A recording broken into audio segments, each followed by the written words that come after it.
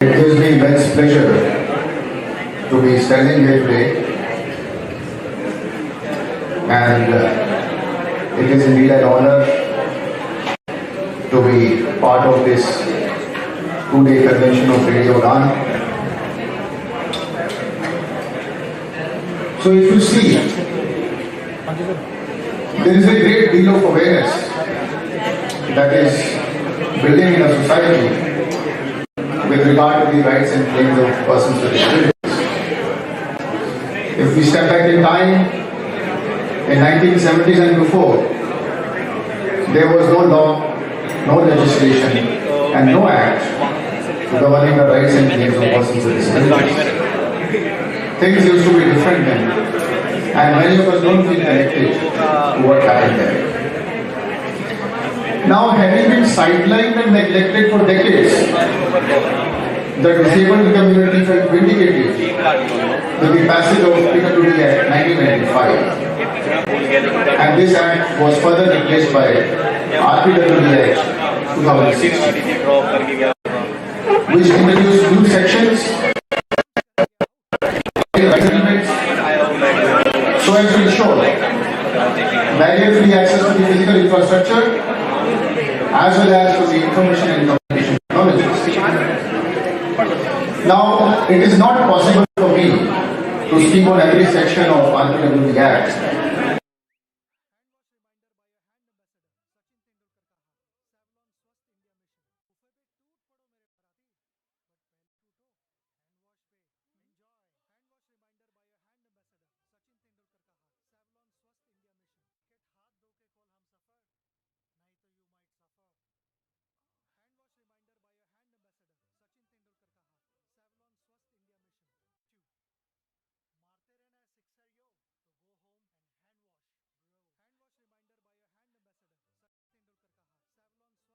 Any involving persons with disabilities. कहने का मतलब ये है कि यदि कोई भी रिसर्च पर्सन्स विद डिसेबिलिटीज के ऊपर अगर की जानी है तो उसकी प्रायर परमिशन रिक्वायर्ड है. Now moving on to section 7. This is very important section and many of us do not know about this section. Because for everything, हर चीज के लिए आप CCPD या SCPD के पास नहीं जा सकते हैं. कुछ solutions locally भी available हैं and we should utilize this section for that, So the name of the section is Protection from Violence, Abuse and Exploitation. If somebody believes that a person with disability is being abused or exploited, they can immediately report it to the executive magistrate. And the executive magistrate then has the responsibility to take an immediate action to stop the abuse and protect the victim. This can also include rescuing the victim, providing them with safe custody, and even providing financial support if needed. Now, who is executive magistrate? Executive magistrate किसे कहते हैं? So people like IS and PCS officers, those who are posted as SDM, ADM, DM, or joint magistrate, such people are executive magistrates. तो आप अपने इलाके में हर district को सब डिविजन्स में डिवाइड किया जाता है. जिस भी में आप रहते हैं उस सब डिवीजन में अगर आपको कोई भी रिलीफ चाहिए इस सेक्शन के तहत आप एक सिंपल एप्लीकेशन लगा करके अपने कंसर्न्ड एसडीएम को भेज सकते हैं. This mic is not working, I guess. No submission. Okay. Then the SDM, he possesses certain powers under CRPC, wherein he can provide you the immediate relief. Now, section 12 talks about access to justice for persons with disabilities. It says courts, tribunals, and quasi-judicial bodies must be accessible for persons with disabilities. Furthermore, the national and legal services authorities must make sure that persons with disabilities have equal access to legal support and services. Now, legal capacity as outlined in section 13 grants persons with disabilities the right to own property, manage their finances, and be treated equally before the law. So what this means is that they have the same rights as anyone else and cannot be denied these rights on account of their disability. Now let's talk about inclusive education. तो section 16 inclusive education के बारे में बात करता है. It addresses the duty of educational institutions to provide inclusive education to children with disabilities. It says schools must admit them without discrimination and make their buildings and facilities accessible and also provide necessary accommodations for their learning needs. अब क्या होता है कि हर district में एक DEO होता है जिसको हम कहते हैं डिस्ट्रिक्ट एजुकेशन ऑफिस, और डिस्ट्रिक्ट एजुकेशन ऑफिस में इंक्लूसिव एजुकेशन के लिए एक नोडल ऑफिसर अपॉइंटेड होता है. यदि आपको कोई भी समस्या एडमिशन लेते वक्त आती है तो you can always approach the nodal officer in DEO. It is his responsibility to sort out the issue.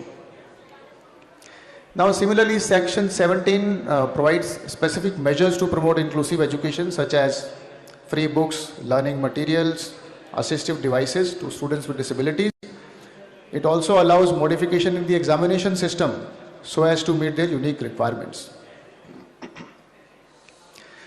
In terms of employment, section 20 prohibits discrimination against persons with disabilities in the government establishment. अभी ये private establishment में नहीं है, it is only in the government establishment. It requires employers to provide reasonable accommodations and a conducive work environment without imposing any financial burden on the employee, which means कि आपका employer आपको ये नहीं कह सकता किसी we are building a ramp for you तो आप अपनी सैलरी से अपने सोर्सेज से कोई कंट्रीब्यूशन दीजिए, या आपके लिए हम कोई डिवाइसेस प्रोक्योर कर रहे हैं तो आप कुछ कंट्रीब्यूशन दीजिए. They cannot say such a thing.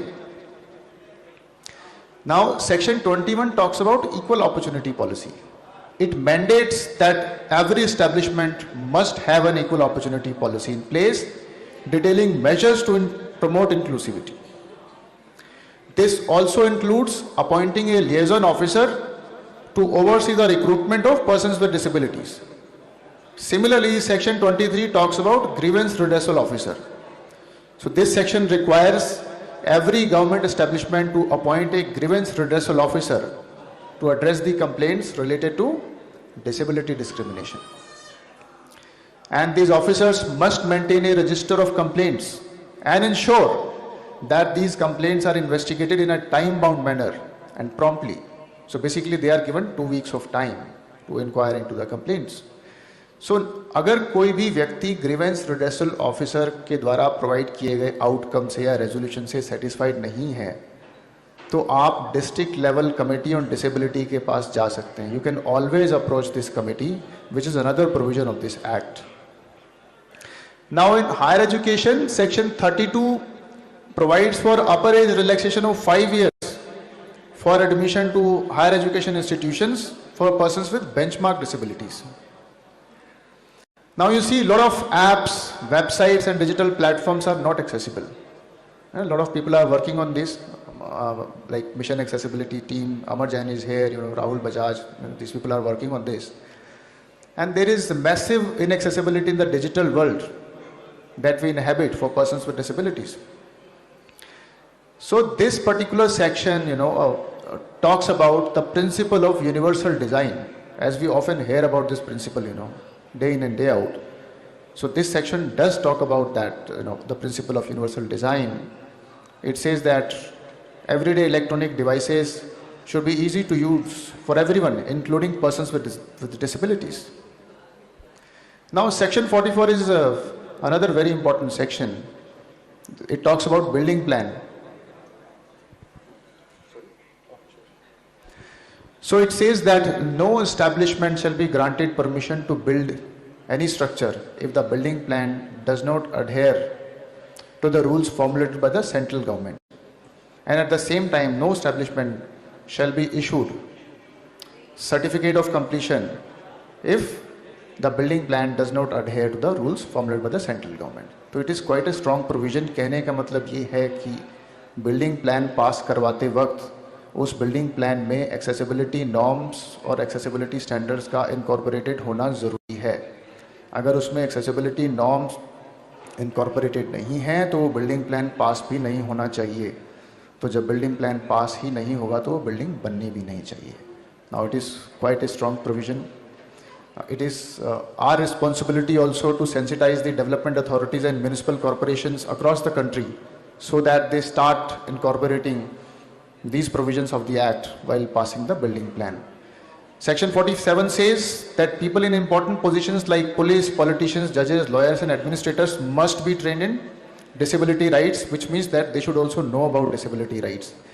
And all universities shall promote teaching and research in disability studies, including establishment of study centers for such studies, which means every university can set up a center for disability studies. Now, how many universities have disability centers? Very few. Then section 60 and 66 talk about Central Advisory Board on Disability and State Advisory Board on Disability in center and state respectively. And as far as trials are concerned, Section 84 says that for the purpose of speedy trial, the state government shall set up a special court in every district so as to try the offences under this Act, which means that every district will have a special court to try the offences under this Act. And then Section 89, 90, 91 and 92 talk about various punishments for violating the provisions under this Act, ranging from fines to imprisonment, depending on the nature of the offence. So I would not say that after the passage of this Act, all our problems have been resolved, because as they say, it is one thing to have the law passed and it is absolutely another to have it implemented. So we have a long way to go, but undoubtedly it's a progressive piece of legislation. It is a forward-looking act, and the key lies in spreading the awareness about the various provisions of this act among the policymakers, politicians, police, judges, lawyers, administrators, so on and so forth. And lastly, I would like to say that in pursuit of empowerment, we must acknowledge that persons with disabilities are not recipients of charity, but rightful contributors to society. And disability is not a limitation. Rather, it's a facet of diversity that enriches our collective experience. So once again, I thank you, Radio Udaan, for giving me this opportunity to speak to this wonderful audience. And thank you for your time and attention. Thank you. Thank you so much. Thank you, sir.